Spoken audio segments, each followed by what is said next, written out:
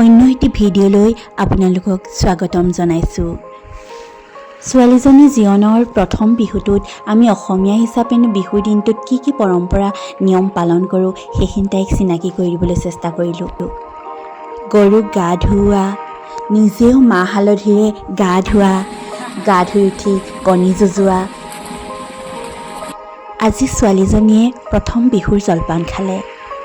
ইয়াৰ পাছত তাই যেতিয়া টোপনি গ'ল, তাইৰ হাতত মই জেতুকা বলাই দিলোঁ। সাৰ পোৱাৰ পাছত যেতিয়া জেতুকাৰে ৰাঙলী দুহাত দেখিলে, তাইৰ যে কিমান ফূৰ্তি। সৰু সৰু ল'ৰা ছোৱালীয়ে হুঁচৰি মাৰিবলৈ আহোঁতেই তাইকো মই পিন্ধাই দিলোঁ আমাৰ মৰমৰ কাপোৰ সাজ। বিহুৰ কাপোৰ পিন্ধাই দিয়াৰ পাছত তাই যে ৰ'বই নোৱাৰা হ'ল। বিহু গানৰ লগে লগে তাইৰ যে কি নাচোন।